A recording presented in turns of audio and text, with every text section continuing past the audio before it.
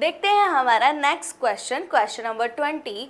तो 20 क्वेश्चंस हमारा क्या कह रहा है कि आपके 5% शुगर आपने ली हुई है। 5% शुगर का मतलब आप क्या समझते हैं, मीन्स सोल्यूशन लिया है कैन शुगर का। तो उससे आप क्या समझते हैं कि 5 ग्राम्स प्रेजेंट है किस में, 100 ग्राम मीन्स 100 माइनस 5, 95% सोल्यूशन। यानी कि हमें सबसे पहले तो बोला कि 5% solution of cane sugar. Cane sugar का 5% सोल्यूशन है, दैट मीन्स आप क्या समझे डियर स्टूडेंट्स, इससे हम समझे कि 5 ग्राम हमारा शुगर है इन 5 gram of cane sugar present in अब टोटल 100 ग्राम आपका बनता है परसेंटेज में, तो 5 को माइनस कर देंगे तो 95 ग्राम ऑफ सॉल्वेंट यानी कि वाटर आपने लिया है। इतने सॉल्वेंट में आपका 5 ग्राम कैन शुगर प्रेजेंट है, ये आपके 5% सोल्यूशन का मीन्स हो गया। आगे हमें क्या दिया है कि फ्रीजिंग पॉइंट है इसका 271। इसका फ्रीजिंग पॉइंट आपको क्या दे रखा है, 271 इसका फ्रीजिंग पॉइंट है। Calculate the freezing point of 5% glucose. जब आप 5% मिक्सचर की जगह 5% ग्लूकोज जब लेते हैं तब आपका फ्रीजिंग पॉइंट क्या रहता है, ये हमें फाइंड करना है।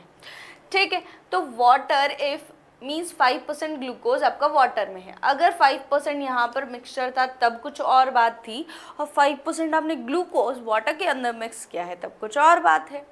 ठीक है, freezing point of pure water, आपको प्योर वाटर का फ्रीजिंग पॉइंट दिया हुआ है और आपको 5% ग्लूकोज में जब है वाटर के अंदर तब आपको क्या बताना है, उसका फ्रीजिंग पॉइंट बताना है जब आपको कैन शुगर का गिवन है। तो हमें कैन शुगर के डाटा का यूज़ करके ऐसी वैल्यू फाइंड करनी है जो आपके KF है। मीन्स आप क्या जानते हैं कि डेल्टा TF, आप फ्रीजिंग पॉइंट आते ही कुछ रिलेशन आपके माइंड में आ जाते हैं। हमें ये चीज़ है, हमें ग्राम में अमाउंट वगैरह दे रखे हैं, दैट मीन्स हम यहाँ से मोलैलिटी फाइंड कर सकते हैं। अब हमें ग्लूकोज के लिए फाइंड करना है, लेकिन हमें कैन शुगर के लिए गिवन है। कैन शुगर के लिए गिवन है तो हमें डेल्टा TF गिवन है, क्योंकि हमें ये गिवन है, ओरिजिनल वाटर का गिवन है, तो हम डिफरेंस निकाल सकते हैं, तो डेल्टा TF हमें गिवन है। KF के लिए वैल्यू आप इसके लिए निकाले, इसके लिए निकाले, सेम होने वाली है। तो डियर स्टूडेंट आप KF इस डाटा से क्या कर सकते हैं, इसके लिए KF फाइंड कर सकते हैं, और उस KF का यूज़ जब आप ग्लूकोज के लिए निकाले तब आप उसका यूज़ कर सकते हैं। और यहाँ से मोलैलिटी यहाँ अलग निकलेगी और कैन शुगर के लिए अलग निकलेगी, मीन्स शुगर कैन और ग्लूकोज के लिए अलग अलग होगी। तो दोनों के लिए मोलैलिटी आप फाइंड कर सकते हैं, डेल्टा KF आप फाइंड कर सकते हैं। KF की वैल्यू हम किससे निकालेंगे, शुगर कैन वाले डाटा से निकालेंगे। कुछ माइंड में आई होगी समरी कि हम इस क्वेश्चन में कैसे सॉल्व करने वाले हैं इसे। चलिए फर्स्ट स्टेप हम लेते हैं। हमारा फर्स्ट स्टेप क्या है कि हम डेल्टा TF की वैल्यू यहाँ से फाइंड करें, या फिर हम फर्स्ट स्टेप पहले मोलैलिटी को फाइंड कर लेते हैं। ठीक है, तो मोलैलिटी क्या है, मोलैलिटी हम निकालें फॉर शुगर कैन या कैन शुगर। कैन शुगर के लिए मोलैलिटी फाइंड करेंगे तो मोल्स निकालने पड़ेंगे। मोल्स में मास अपॉन मोलर मास होता है। मास हमें 5% गिवन है, तो दैट मीन्स हमारा 5 ग्राम्स हो सकता है, हो चुका है। देन हम किसको फाइंड करेंगे, हमारे मोलर मास को फाइंड करेंगे। यानी कि हमें यहाँ से क्या निकालना है, कैन शुगर यानी कि आपकी नॉर्मल शुगर, यानी कि आपके गन्ने का रस या गन्ने से आई हुई शुगर। तो फॉर्मूला तो सेम ही रहता है, क्या होता है, C12H22O11। ठीक है, ये आपके शुगर कैन है। आप क्या निकाल रहे हैं, यहाँ से मोलर मास निकाल रहे हैं, क्योंकि आपको मोलैलिटी फाइंड करनी है। ठीक है, मोलैलिटी का एक बार फॉर्मूला हम यहाँ लिख देते हैं, molality is equals to amount in grams, amount of solute यानी कि आपके sugar cane, amount of sugar, molar mass of sugar cane sugar, और आपके क्या आ जाता है, मास ऑफ सॉल्वेंट आप पुट कर देते हैं। सॉल्वेंट का मास अगर आप ग्राम्स में रखते हैं तो आपको 1000 से मल्टीप्लाई करना होता है डियर स्टूडेंट्स। तो चलिए क्या करें, अब हम शुगर कैन का मोलर मास निकालें, तो 12 12 इंटू कार्बन का भी 12, 22, 1 ऑक्सीजन 11 है और 16 एक ऑक्सीजन का एटॉमिक मास होता है। इसे सॉल्व करेंगे 342 ग्राम पर मोल आपके क्या आ जाता है, मोलर मास आ जाता है। 5% सोल्यूशन का मीन्स हम निकाल चुके हैं कि 5 ग्राम आपके कैन शुगर प्रेजेंट है कितने में, 95 ग्राम ऑफ वाटर यानी कि सॉल्वेंट में। तो आपको क्या है, जो आपके अमाउंट ऑफ शुगर कैन है वो क्या हो गया, अमाउंट ऑफ शुगर कैन या कैन शुगर कितना हो गया, 5 ग्राम्स हो गया। कितना हो गया, 5 ग्राम्स हो गया। अब आपको क्या करना है, सॉल्वेंट का निकालना है मास। तो कितना हो जाएगा, मास ऑफ सॉल्वेंट की अगर आप बात करेंगे तो वो कितना हो जाएगा, 100 में से 5 को माइनस कर देंगे यानी कि 95 ग्राम्स आपका क्या है, सॉल्वेंट प्रेजेंट है। देन मोलैलिटी हम बात करें तो मोलैलिटी क्या हो जाएगी, 5 ग्राम आपके 341, 342 और आपके 95 देन आपके 1000 बिकॉज आपने ग्राम में अमाउंट रखा है। तो आपकी मोलैलिटी फाइनली क्या निकल कर आई, 0.1537 मोलल यानी कि मोल पर केजी इनवर्स। ये आपकी क्या आई है, आपके मोलैलिटी आ चुकी है। ठीक है, सबसे पहले हमने किसकी वैल्यू निकाली है जी, मोलैलिटी की वैल्यू फाइंड की। सबसे पहला आंसर आपका आ चुका है। अब हमें क्या निकालना है, अब हमें पहले तो क्या निकालना है, डेल्टा टी एफ निकालना है। देन हम रिलेशन क्या लगाएंगे कि delta T F is equals to K F into M होता है। आपको क्या क्या गिवन हो सकता है, यहाँ पे क्या क्या वैल्यू आप निकाल चुके हैं, ये आप निकाल चुके हैं। मोलैलिटी डेल्टा टी एफ आप अभी फाइंड कर लेंगे। यहाँ से हम क्या निकालेंगे, के एफ की वैल्यू फाइंड करेंगे ताकि हम ग्लूकोज के लिए जब यूज़ करें तो हम के एफ की वैल्यू यहाँ से पुट कर सकें। तो डेल्टा टी एफ फाइंड करेंगे। सबसे पहले डेल्टा टी एफ क्या है, फ्रीजिंग पॉइंट में कितना डिफरेंस है। हमारे वाटर का फ्रीजिंग पॉइंट आपको दिया है 273.15 केल्विन। आपके जो किसका शुगर कैन है, कैन शुगर है, उसका फ्रीजिंग पॉइंट आपको दिया है 271 केल्विन। अब इसको माइनस कर देंगे, कितना हो गया 2.15 केल्विन। क्या होगा, अब ये वैल्यू इधर पुट कर दीजिए। कैसे, के एफ की वैल्यू हमें फाइंड करनी है मैम। हमने डेल्टा टी एफ पुट कर दिया कितना 2.15 और इधर से हमने अब भी जस्ट मोलैलिटी निकाली है 0.1535, 0.1537। इसे सॉल्व कर लेंगे तो के एफ की वैल्यू क्या आ जाएगी 13.99। ये हमारे के एफ की वैल्यू निकल के आ चुकी है। अब के एफ तो आप शुगर कैन के लिए बात करें या ग्लूकोज के लिए बात करें सेम बात है। तो हमारे ये वैल्यू भी क्या हो चुकी है, फिक्स हो चुकी है। तो इसे भी हमने बॉक्स में बंद कर दिया।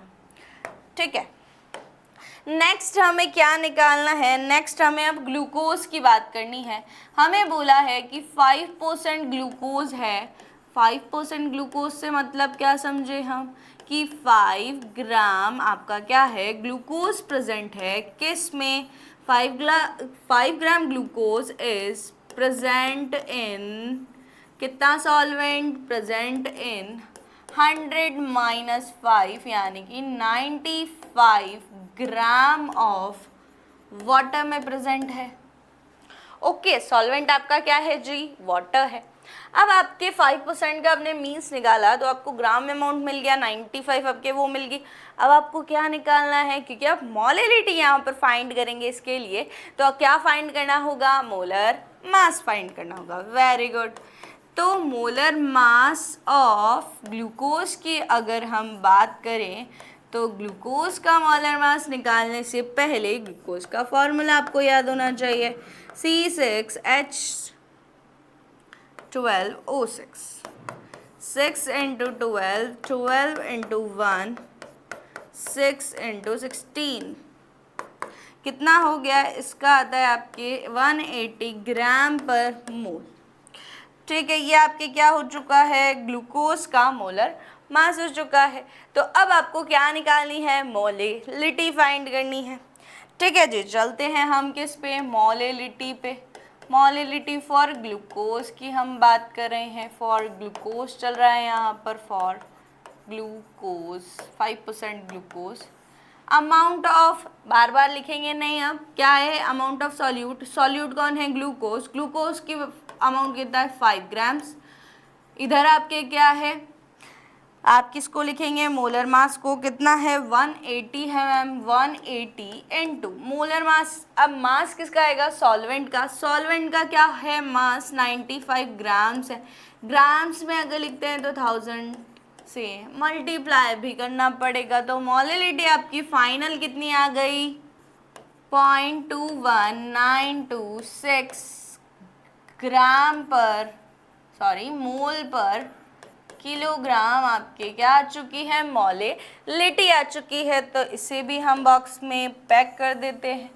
और हमें क्या फाइंड करना है अब हमें फाइंड डेल्टा के एफ करना है, मीन्स डेल्टा टी एफ करना है। तो हम क्या निकालेंगे, फ्रीजिंग पॉइंट में कितना चेंज है वो निकालेंगे। तो चूंकि वी नो दैट, हम रिलेशन जानते हैं क्या कि delta T F is equals to क्या होता है के एफ इंटू एम, यानी कि मोलिलिटी होती है। डेल्टा टी एफ की वैल्यू हमें फाइंड करनी है, के एफ हमें गिवन है, मीन्स हमने निकाल लिया है 13.99, और मोलिलिटी अब भी हमने निकाली है 0.21926। इसको जब हम मल्टीप्लाई करते हैं तो डेल्टा टी एफ हमारा क्या आया है, delta T F is equals to 4.09%। ये आपकी क्या आ चुकी है डेल्टा टी एफ की वैल्यू आ चुकी है। तो डेल्टा टी एफ हमें फाइंड कर लिया है, तो हम अब फ्रीजिंग पॉइंट निकाल सकते हैं। चलते हैं हमारे फ्रीजिंग पॉइंट निकालने की तरफ। वाइट क्या निकालेंगे, अब भी जो हमारा आया है वो क्या आया है, चेंज आया है। अब हम क्या निकालेंगे फ्रीजिंग पॉइंट, किसके लिए, फ्रीजिंग पॉइंट फॉर 5% ग्लूकोज, इसके लिए निकालेंगे। यानी कि आपके 273.15 केल्विन तो था, इसमें से आपका डिप्रेशन कितना हो चुका है 4.09 का हो चुका है। इतना ही है जी, इतना ही है। माइनस कीजिए इसको, कितना आ गया 9, 15 में से आप 9 माइनस करेंगे तो कितना हो गया आपके 6 हो गया, 06, 273, 269, इतना आपका क्या आ चुका है फ्रीजिंग पॉइंट आ चुका है। किसके लिए, 5% ग्लूकोज के लिए। ठीक है, तो देख लीजिए एक बार क्वेश्चन को, जो भी आपका आंसर आया है वो हम बॉक्स में पैक कर देते हैं। ओके जी, देख लीजिए। चलिए बढ़ते हैं नेक्स्ट क्वेश्चन 21 की तरफ। 21 क्वेश्चन आपका क्या कह रहा है, डिवाइड द टू एलिमेंट्स, आपके दो एलिमेंट्स है AB2 and AB4, dissolved in the 20 gram of benzene, 1 gram of AB2 lowers the freezing point by 2.3 Kelvin। इनके लिए टेम्परेचर दिया है, कितना अमाउंट आपका है वो दिया है। Whereas 1 gram of AB4 lowering it by the 1.3 Kelvin, यानी कि टेम्परेचर दोनों में कितना डिफरेंस है, डेल्टा टी एफ की वैल्यू आपको दी है। The molar depression constant for benzene, आपको के एफ की वैल्यू भी दी है। Calculate the atomic mass of the A and B, का आपको एटॉमिक मास यहाँ से फाइंड करना है। इतनी चीज़ें दी हुई है, तो हमें क्या यहाँ से याद आ रहा है, तो मैम हम एक रिलेशन जानते हैं। तो we know that this relation, what type of relation ma'am, हम तो बहुत सारे रिलेशन जानते हैं और बहुत सारे रिलेशनशिप में हैं। ठीक है जी, तो चलिए डेल्टा टी एफ को आप जानते हैं कि डेल्टा टी एफ की वैल्यू क्या होती है, के एफ इंटू क्या होती है आपके W2 1000, नीचे आ जाता है M2 और W1। यहाँ से आपको फाइंड क्या करना है, डेल्टा टी एफ आपको इंडिविजुअल सबका दिया है, के एफ आपको दिया है, W2 आपको दिया है, W1 भी दिया है और M2 आपको फाइंड करना है। अब आप M2 किसके लिए फाइंड करेंगे, एक AB2 के लिए ना AB4 के लिए। चलिए लेट गेट स्टार्टेड। हमें रिलेशन पता है, सबसे पहले हम AB2 की बात कर रहे हैं। AB2 के लिए हमें जो गिवन है हम यहाँ लिख लेते हैं। AB2 के लिए हमें अमाउंट दिया है 1 ग्राम, यानी कि आपके क्या हो चुका है, और 20 ग्राम आपके बेंजीन में डिसॉल्व है। ये जो होता है आपके सॉल्यूट के लिए होता है, तो W1 की वैल्यू, W2 की वैल्यू आपके 1 ग्राम है, W1 की वैल्यू आपके 20 ग्राम से, यानी कि आपके क्या हो चुका है, W1 आपके क्या है 20 ग्राम्स, W2 आपके क्या है 1 ग्राम्स, KF आपको गिवन है, डेल्टा TF आपको गिवन है। क्या क्या है जी, KF की वैल्यू 5.1 के किलो kg पर मोल है, केल्विन kg पर मोल, यानी कि आपको मोलर डिफ्रेक्शन कांस्टेंट दिया है 5.1 केल्विन। क्या रख देंगे यहाँ पे 5.1 केल्विन kg पर मोल रख देंगे। और आपको किसकी वैल्यू गिवन है स्टूडेंट्स, आपको यहाँ दिख रहा होगा कि मैम हमें KF डेल्टा TF यानी कि उनमें कितना लोवरिंग आया है फ्रीजिंग पॉइंट में वो भी गिवन है, 2.3 आया है AB2 के लिए। अभी हम AB2 का ही डाटा लिख रहे हैं तो 2.3 केल्विन लिख देते हैं। क्या करेंगे, इसके लिए हम लगाएंगे फॉर्मूला। कौन सा फॉर्मूला, जो अभी हमने रिलेशन पढ़ा है। तो रिलेशन अब हम यहाँ लगाएंगे, तो रिलेशन से सबसे पहले तो हम बोर्ड के पार्टीशन कर लेते हैं। अब यहाँ पर रिलेशन की बात कर लेते हैं कि डेल्टा TF का फॉर्मूला ये था जो पीछे हमने लिखा, तो M2 आपका क्या आ जाएगा, यहाँ से अगर हम M2 की बात करेंगे तो M2 को आप इधर ले जाएंगे, डेल्टा TF को इधर ले जाएंगे, एज इट इज़ बाकी सब रहेगा। Delta TF sorry KF W2 1000 और आपके क्या आ चुका है, डेल्टा TF इधर और W1 इधर, तो डेल्टा TF और W1 हो चुका है मैम। क्या अब आपको करना है, वैल्यूज इधर गिवन है, इधर से इधर ट्रांसफर कर देनी है, डाटा ट्रांसफर जल्दी से कर दीजिए। M2 की वैल्यू फाइंड करनी है, M2 से मतलब आपका क्या है, AB2 से है डियर स्टूडेंट्स। चलिए KF की वैल्यू बता दीजिए जल्दी से, 5.1 है मैम, जो आपके 5.1, ठीक है। और आपके क्या है, W2 है कितना 1 और ये 1000, देन आपके डेल्टा TF है 2.3 और आपके W1 की वैल्यू कितनी है 20। क्या करेंगे, सॉल्व करेंगे, पॉइंट से पॉइंट तो हट गया, 51 23 20 इसको इससे कट कर सकते हैं, देन हम मल्टीप्लाई एंड डिवाइड करेंगे तो हमारा जो फाइनल M की वैल्यू आएगी, यानी कि मोलर मास आएगा किसका, जो आपके फर्स्ट वाला एलिमेंट है उसका, कितना हो गया 110.87 ग्राम पर मोल आपके क्या आ गया, फर्स्ट जो AB2 मॉलिक्यूल है उसका मोलर मास आ गया।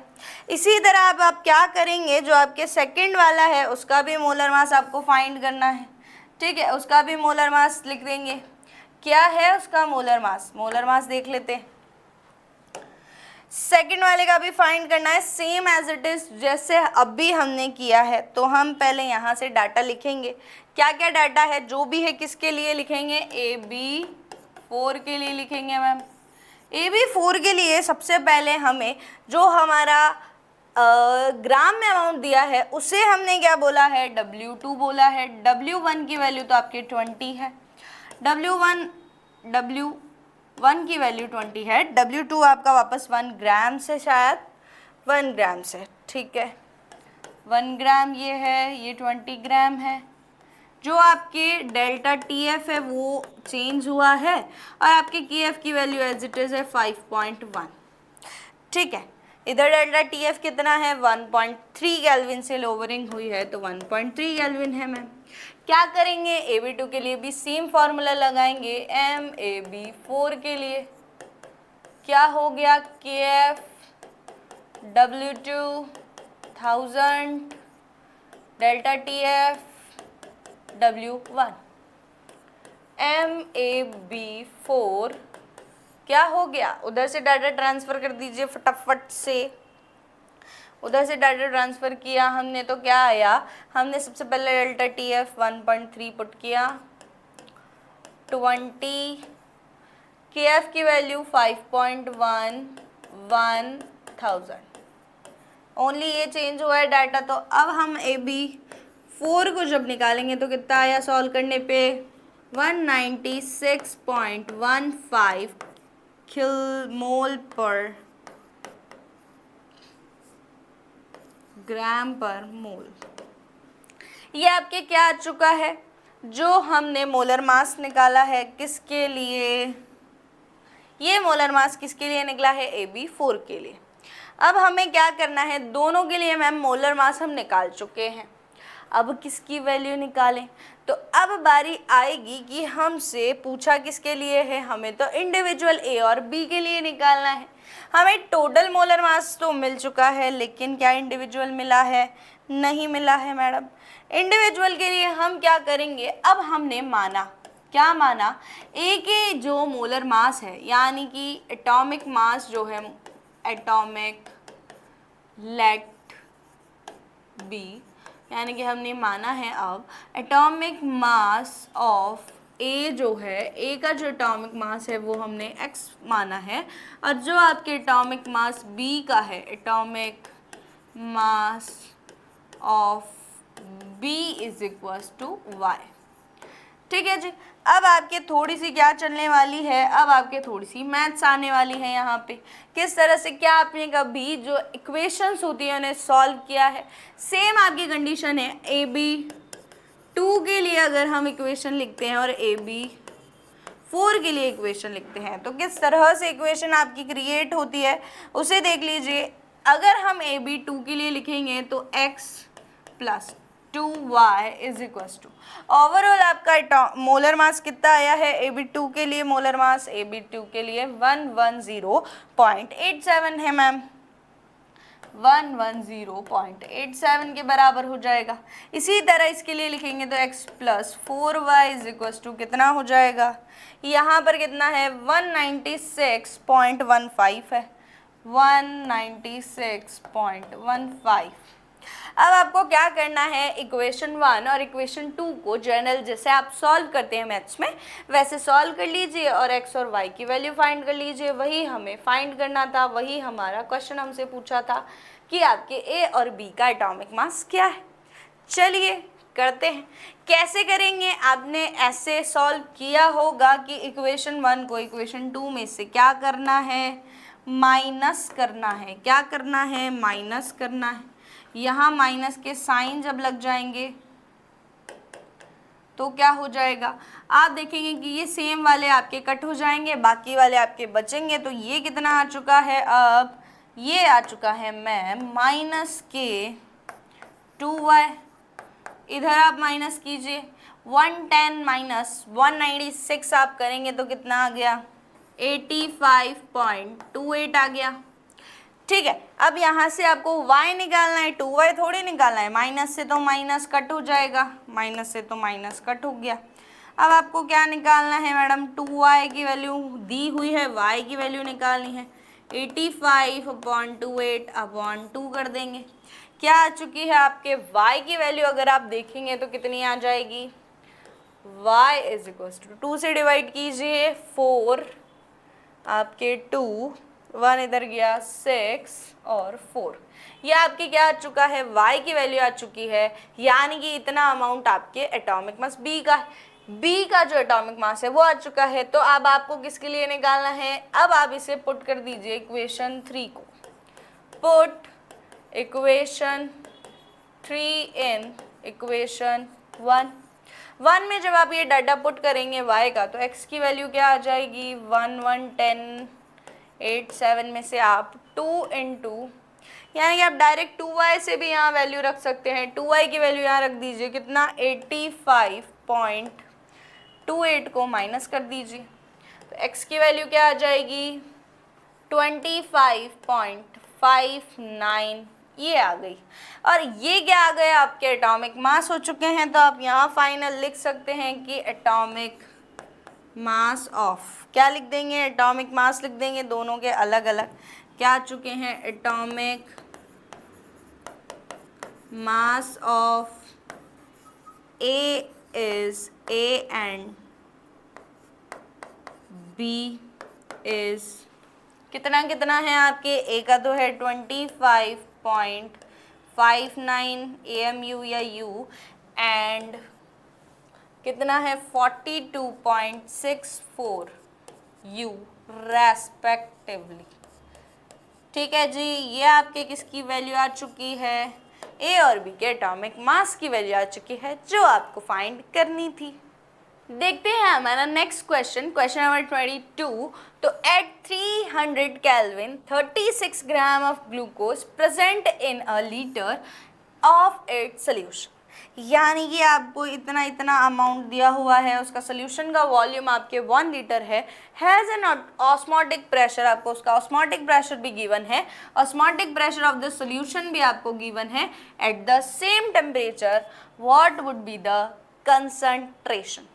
ऑस्मोटिक प्रेशर आ चुका है, तो हम यहाँ से क्या जानते हैं, वी नो दैट मैडम, क्या जानते हैं जी, पाई इज इक्वल्स टू क्या आता है, CRT आता है।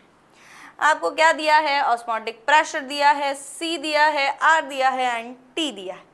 क्या करेंगे आप, बस डाटा को पुट कर देंगे। T आपका 300 केल्विन गिवन है, R की वैल्यू आपको क्या गिवन है, C की वैल्यू आपको फाइंड करनी है, पाई आपको गिवन है, R की वैल्यू अगर बार में दिया है तो 0.083 रख देंगे, T की वैल्यू आपको गिवन है, रखते हैं डाटा। C की वैल्यू क्या हो गई, पाई अपॉन RT हो गई मैम। सॉल्व कर लेंगे इसे, क्या हो जाएगा, चलिए जी, C इज इक्वल टू क्या हो गया, पाई की वैल्यू क्या रखेंगे आप, ऑस्मोटिक प्रेशर रखेंगे, किसके लिए, सोल्यूशन के लिए हमें बोला है, तो 1.52 हो गया। और क्या है आपके R की वैल्यू है, क्योंकि ये बार में है तो ये किस में होगा, बार लीटर में होगा, यानी कि 0.083 रख दिया। टेम्परेचर आपको गिवन है, कितना केल्विन है, 300 केल्विन है। इसे सॉल्व करेंगे तो कितना आ गया आपका, 0.061 आ चुका है। लेकिन अगर हम अब बात करें कि यहाँ पर 1 लीटर सोल्यूशन की बात है, मोलिलिटी अगर हम फाइंड करते हैं यहाँ से, तो मोलिलिटी भी क्या हो जाएगी आपके, कंसंट्रेशन, और सेम ही आपके आंसर आने वाला है, यानी कि आपके 1 लीटर में भी सेम है। तो ये आपके क्या हो गया, 1 लीटर सोल्यूशन के लिए कंसंट्रेशन हो गई, concentration for 1 litre solution is 0.061 molar. ठीक है जी, चलिए देखते हैं हमारा नेक्स्ट क्वेश्चन, क्वेश्चन नंबर 22 को। 300 Kelvin 36 gram of glucose present in the 1 litre of solution has an osmotic pressure, उसके लिए ऑस्मोटिक प्रेशर गिवन है, ऑस्मोटिक प्रेशर सोल्यूशन का गिवन है, सेम टेम्परेचर पे, what would B it's concentration, तो इसके लिए कंसंट्रेशन आपको फाइंड करनी है। हम जानते हैं कि मैम हमारा ऑस्मोटिक प्रेशर आ जाता है तो हमें एक ही फॉर्मूला याद आता है, यहाँ पर C क्या है, कंसंट्रेशन है, पाई RT सबकी वैल्यू हमें गिवन है, हम यहाँ से क्या कर देंगे, कंसंट्रेशन की वैल्यू यहाँ से फाइंड कर लेंगे। चलिए करते हैं, C इज इक्वल टू क्या है, पाई अपॉन RT है madam, C is equal to, अब पाई की वैल्यू क्या है, पाई आपके ऑस्मोटिक प्रेशर है, सोल्यूशन के लिए 1.5 बार है, 1.52 बार। जो आपके R की वैल्यू है, चूंकि ये बार में है इसीलिए किसमें रखी है, बार लीटर पर केल्विन पर मोल में रखी है। यहाँ टेम्परेचर 300 केल्विन हो चुका है, क्या करेंगे, C की वैल्यू निकालेंगे, यहाँ से सॉल्व किया तो कितना आया आपका 0.061 मोल आया। ठीक है, तो ये आंसर किसका हो चुका है, हमारे जो हमें चाहिए थी कंसंट्रेशन वो निकल चुकी है। कितना इजी क्वेश्चन था, तो ये क्या हो चुका है, हैंस जो आपके क्या निकाली आपने, कंसंट्रेशन निकालनी थी आपको, concentration of 1 litre solution at 300 Kelvin temperature is कितनी निकली है, 0.061। ठीक है जी, चलिए देखते हैं हमारा next question, question number 23। Suggest the most important type of intermolecular attractive interaction. आपको बताना है कि जो आपके गिवन पेयर्स है उसमें सबसे ज़्यादा इंटरैक्टिव अट्रैक्शन वाला जो फोर्स है वो इनमें से किस में लग रहा है। तो आपको पता होना चाहिए कि कौन पोलर है कौन नॉन पोलर है, इन दोनों के बीच में कैसा इंटरैक्शन यहाँ पर लगा है। तो जो आपके इंटर न्यूक्लियर अट्रैक्टिव फोर्स यहाँ पर लग रहे हैं तो वो हमने ब्रीफ कर दिए हैं। अगर यहाँ से आप देखें तो आपको इजीली याद हो जाएगा कि एन हेक्सेन और एन ऑक्टीन है, इन दोनों के बीच में क्या लग रहा है, लंडन डिस्पर्जन फोर्स लग रहा है। जो आपके I2 और CCl4 है, इनमें भी क्या है, लंडन डिस्पर्जन फोर्स है। यहाँ पर NaCl4 ClO4 और वाटर है, यहाँ पर आयन और डाइपोल इंटरेक्शन होता है, क्योंकि वाटर और ये आयनिक है और ये कैसा है, डाइपोलर है, पॉजिटिव नेगेटिव दोनों है। मिथेनॉल और एसीटोन की बात करें तो यहाँ पर हाइड्रोजन बॉन्डिंग होती है और आपके एसीटोनाइट्राइल एंड एसीटोन के बीच में डाइपोल डाइपोल इंटरेक्शन होता है। यही हमें बताना था कि इनके बीच में कौन कौन से इंटर मॉलिक्यूलर अट्रैक्शन के टाइप्स है। ठीक है, यहाँ पर हमने बोला कि लंडन डिस्पर्जन फोर्स लग रहा है, क्यों, क्योंकि दोनों ही मॉलिक्यूल कैसे हैं, आपके नॉन पोलर है। इसीलिए जो मेन अट्रैक्टिव फोर्स है वो टेम्परेरी यानी कि इंड्यूस्ड डाइपोल है, इसलिए क्या लगा है, लंडन डिस्पर्जन फोर्स लगा है। यहाँ पर बात करें तो यहाँ पर भी दोनों ही कैसे हैं, नॉन पोलर हैं और दोनों के बीच में डिस्पर्जन फोर्स लग रहा है यानी कि इंड्यूस्ड डाइपोल लग रहा है। इसी तरह अगर हम Na2Cl4 यानी कि NaClO4 और वाटर की बात करें तो वाटर कैसा है, आपके डाइपोलर है और NaClO4 आपके कैसा है, आयोनिक है। तो आयन और डाइपोल के बीच में जो लगता है तो आपके आयन डाइपोल इंटरेक्शन हो चुका है। ये कैसा है, आयन से, और यहाँ से क्या होते हैं, ये डाइपोलर है। मिथेनॉल और एसीटोन की बात करें तो यहाँ पर क्या होती है, हाइड्रोजन बॉन्डिंग होती है। वाई, क्योंकि आपके एक OH ग्रुप प्रेजेंट है मिथेनॉल में और जो आपके हाइड्रोजन है वो कहाँ से है, वो इस ऑक्सीजन से, एसीटोन की जो ऑक्सीजन है उससे क्या कर लेता है, हाइड्रोजन बॉन्डिंग कर लेता है। ठीक है, जैसे आपकी किसमें, वाटर और अल्कोहल में होती है OH और H के बीच में, उसी तरह यहाँ पर ऑक्सीजन और H के बीच में क्या हो रहा है, हाइड्रोजन बॉन्डिंग हो रही है। एसीटोनाइट्राइल एंड एसीटोन की अगर हम बात करें तो एसीटोनाइट्राइल और एसीटोन दोनों ही आपका कैसा है, डाइपोलर है, यानी कि दोनों मॉलिक्यूल कैसे हैं, पोलर है। तो यहाँ पर अट्रैक्ट जो होगा वो बहुत ज़्यादा होगा थ्रू द परमानेंट डाइपोल्स। इन दोनों के डाइपोल्स कैसे हैं, आपके परमानेंट हैं। ठीक है, तो ये आपके ब्रीफ था और वो आपके वाइड था, आपको जैसे अच्छा लगे आप वैसे। ठीक है, देख लीजिए इसको एक बार। पढ़ते हैं हमारे नेक्स्ट क्वेश्चन पे 24 पे। Based on the solute and solvent interaction, एक सॉल्यूट एंड सॉल्वेंट होता है। सोल्यूशन में हम दो ही चीज़ों की बात करते हैं स्टूडेंट, एक solute and solvent. Solute and solvent के बीच में जो इंटरेक्शन है वो आपको बताना है और उसके अकॉर्डिंग इसको क्या करना है, ऑर्डर में अरेंज करना है। यहाँ पर किसका order, increasing order of solubility in the n octane, यानी कि आपको क्या दिया है, साइक्लोहेक्सेन, KCl, CH3OH, CH3CN, इनका तो क्या बताना है, इंक्रीजिंग ऑर्डर बताना है सॉल्युबिलिटी का। और जो आपके सॉल्यूट और सॉल्वेंट के इंटरेक्शन के बेसिस पे, उस बेसिस पे आपको इसका इंटरेक्शन के बेसिस पे सॉल्युबिलिटी कैसी होगी वो आपको बतानी। तो चलिए देखते हैं। जो आपके सॉल्वेंट होते हैं एन ऑक्टीन में, which is non polar solvent, वो कैसे हैं, आपके नॉन पोलर सॉल्वेंट है।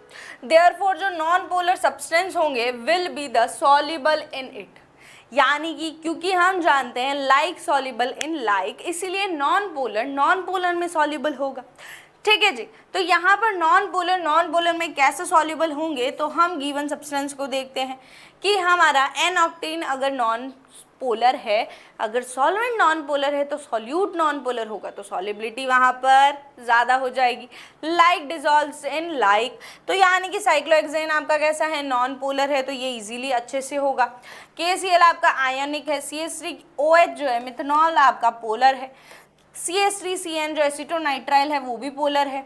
तो आपके पोलर वाले ज़्यादा है, नॉन पोलर वाला एक ही है, साइक्लोहेक्सेन।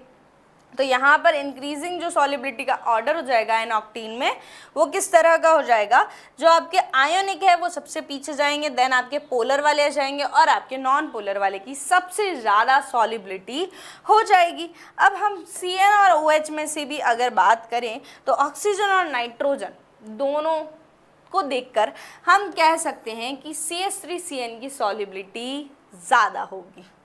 ठीक है जी, एक्सप्लेनेशन की अगर हम बात करें तो KCl आपका क्या होगा, लीस्ट सॉल्युबल होगा। क्यों, क्योंकि वो कैसा है, आयोनिक है, और हमारा जो सॉल्वेंट है वो कैसा है, डाइपोल यानी कि नॉन पोलर है। नॉन पोलर में ज़्यादा अगर आयोनिक अगर हमारा सॉल्वेंट होता तो हम क्या चाहते हैं कि आयोनिक ही सॉल्यूट हमारे पास आए ताकि सॉलिबिलिटी ज़्यादा हो।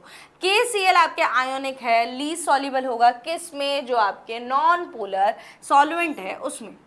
ठीक है जी। इट्स आयंस, इसके आयंस जो होते हैं बहुत स्ट्रॉन्ग इलेक्ट्रोस्टैटिक अट्रैक्शन से जुड़े होते हैं, इसीलिए ये एन ऑक्टेन के साथ ज़्यादा अट्रैक्शन नहीं कर पाएगा। ठीक है, नॉन पोलर है इसीलिए ये जो है आपस में, मान लीजिए आप एक लव मैरिज करते हैं, एक अरेंज मैरिज करते हैं। लव मैरिज में क्या होता है कि आप अपने साथी को वैसा ही चुनते हैं जैसा आप खुद हैं। अब आप क्या चाहेंगे कि मेरी बीवी ऐसी ऐसी ऐसी हो जैसा कि मैं हूँ। इसी तरह अगर अरेंज मैरिज जब होती है तो थोड़ी स्कैरी भी हो चुकी है आजकल अरेंज मैरिज। तो अरेंज मैरिज जब होती है तो अब कैसी है आने वाली आपको क्या पता। अब यहाँ पर आने वाली मान लीजिए आयनिक है और आप कैसे हैं, खुद कैसे हैं, नॉन पोलर हैं, तो आप आयनिक के साथ कैसे अट्रैक्शन करेंगे, उसका उसके घर वालों से बहुत ज़्यादा अट्रैक्शन है और आपका आपके घर वालों से है, लेकिन आप उसके लिए चेंज हो रहे हैं लेकिन सामने वाली चेंज नहीं हो रही, तो आप क्या करेंगे? क्या आप इसमें सॉल्युबल होंगे? नहीं हो पाएंगे। क्या आपकी बात बनेगी? नहीं बनेगी। समझे? Very good. यानी कि आपके जो है सेम में डिसॉल्व होता है। इसी तरह ये आयनिक था, इसीलिए इसमें क्या है, आयनिक आयनिक के बीच में बहुत ज़्यादा अट्रैक्शन है, इसीलिए ये किसके साथ, जो आपके सॉल्वेंट है नॉन पोलर, उसके साथ ज़्यादा अट्रैक्शन नहीं कर पा रहा है। इसी तरह जब CH3OH की अगर हम बात करें तो ये लीस्ट सॉल्युबल तो नहीं है लेकिन थोड़ा सा सॉल्युबल हो जाएगा, यानी कि स्लाइटली सॉल्युबल है, क्योंकि मिथेनॉल आपका हाईली पोलर है और ये हाइड्रोजन बॉन्ड्स बना लेगा। और एन ऑक्टीन आपका कैसा है, नॉन पोलर है, तो मिथेनॉल और ऑक्टीन का इंटरेक्शन अच्छा नहीं है। इसी तरह CH3CN है, ये ज़्यादा सॉल्युबल होगा मिथेनॉल के कंपैरिजन में। क्यों? आपके एसीटोनाइट्राइल कैसा है, पोलर है, लेकिन ये relatively non polar methylene group इसमें प्रेजेंट है। कैसा है, non polar methylene group present है, तो ये इंटरैक्ट ज़्यादा होगा एन ऑक्टीन के साथ, मिथेनॉल के कंपैरिजन में ये ज़्यादा अट्रैक्ट हो जाएगा और ज़्यादा सॉल्युबल हो जाएगा। ठीक है, अगर हम साइक्लोहेक्सेन की बात करें तो ये सबसे ज़्यादा सॉल्युबल होगा। क्यों? क्योंकि ये भी कैसा है, नॉन पोलर है और आपके जो सॉल्वेंट है वो भी नॉन पोलर है। आपके क्या हो गया, आपकी गर्लफ्रेंड बॉयफ्रेंड की शादी हो गई, वैसा ही सीन हो गया, लव मैरिज हो गई इन दोनों की। ये दोनों सेम थे, ये कपड़े भी सेम पहनते थे, इनका प्यार भी सेम था, तो ये क्या हो गए, सेम ने दोनों को अच्छे से बांध के रख दिया। यानी कि सेम वाला, सेम टाइप की कैटेगरी को ढूंढने की कोशिश करता है। उसी तरह नॉन पोलर सॉल्वेंट ने भी किस में सॉल्युबिलिटी ज़्यादा दिखाई, जो उसके जैसा था, यानी कि नॉन पोलर था। Very good. साइक्लोहेक्सेन कैसा है, नॉन पोलर है, जस्ट लाइक एन ऑक्टीन की तरह ही है। Therefore like dissolves like and strong dispersion interaction की वजह से यहाँ पर सबसे ज़्यादा सॉल्युबिलिटी आपको देखने को मिलती है। इसीलिए आपके फाइनल आंसर कुछ इस तरह से आता है। ठीक है जी। प्रिंसिपल की अगर हम बात करें यहाँ पे, तो प्रिंसिपल क्या है, आपके प्रिंसिपल की बात करें तो प्रिंसिपल लाइक डिसॉल्व्स लाइक, यानी कि non polar solute non polar solvent में सबसे ज़्यादा सॉल्युबिलिटी दिखाएगा। यही यहाँ पर क्या था, प्रिंसिपल था। देख लीजिए एक बार। बढ़ते हैं हमें नेक्स्ट क्वेश्चन पे, क्वेश्चन नंबर 25 पे। Amongst the following compounds, identify which are insoluble, partially soluble and highly soluble in water. जब भी वाटर का केस आता है हमारे माइंड में क्या आता है, हाइड्रोजन बॉन्डिंग, यानी कि जो सबसे ज़्यादा हाइड्रोजन बॉन्डिंग इसके साथ करेगा वो इसमें ज़्यादा से ज़्यादा सॉल्युबल होगा। तो कौन हाइड्रोजन बॉन्डिंग स्ट्रॉन्ग यहाँ पे कर रहा है वो देख लेते हैं। आपको क्या क्या दिया है, फिनॉल है, टॉलुइन है, फॉर्मिक एसिड है, इथाइलिन ग्लाइकोल है, क्लोरोफॉर्म एंड पेंटानोल है। आप देखेंगे क्या कि सॉल्युबिलिटी जो होती है कंपाउंड की वाटर में, फिनॉल आपके पार्शली सॉल्युबल है, टॉलुइन इनसॉल्युबल है, फॉर्मिक एसिड आपके सबसे ज़्यादा सॉल्युबल है और आपके इथाइलिन ग्लाइकोल हाईली सॉल्युबल है और क्लोरोफॉर्म पार्शली सॉल्युबल है। फिने जो आपके पेंटानॉल है वो भी आपके पार्शली सॉल्युबल है। ये जो हैं पार्शली सॉल्युबल वाले वो अल्कोहल है और जो आपके पार्शली सॉल्युबल है वो आपके क्लोरोफॉर्म भी है। हाईली सॉल्युबल कौन है, जो आपके फॉर्मिक एसिड है, इथाइलिन ग्लाइकोल है, ये क्या करते हैं, वाटर के साथ हाइड्रोजन बॉन्डिंग करते हैं। कैसे? इनसॉल्युबल टोलुइन, सबसे ज़्यादा इनसॉल्युबल कौन होगा? टोलुइन। जो आपकी पार्शली सॉल्युबल है वो कौन कौन? फिनॉल, क्लोरोफॉर्म और पेंटानॉल। लेकिन हाईली सॉल्युबल कौन है? फॉर्मिक एसिड और इथाइलिन ग्लाइकॉल। क्यों है? क्योंकि कंपाउंड जो है वो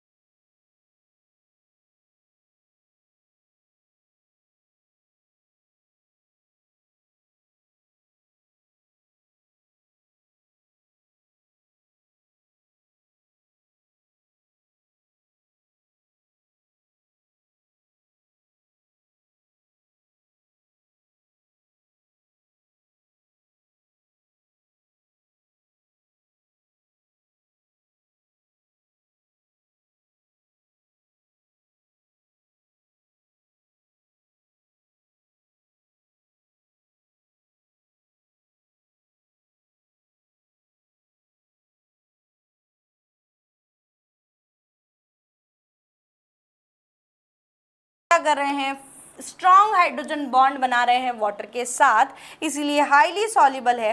लेकिन ये कैसे हैं, नॉन पोलर है। आपकी टोलुइन कैसा है, नॉन पोलर है, इसलिए नॉन पोलर कंपाउंड आपके टोलुइन जो है वो वाटर में इनसॉल्युबल रहेगा। ठीक है जी, कारण क्या है, आपकी हाइड्रोजन बॉन्डिंग।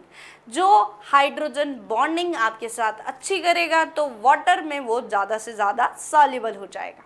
ठीक है जी, ये आपका इसका मेन रीज़न था।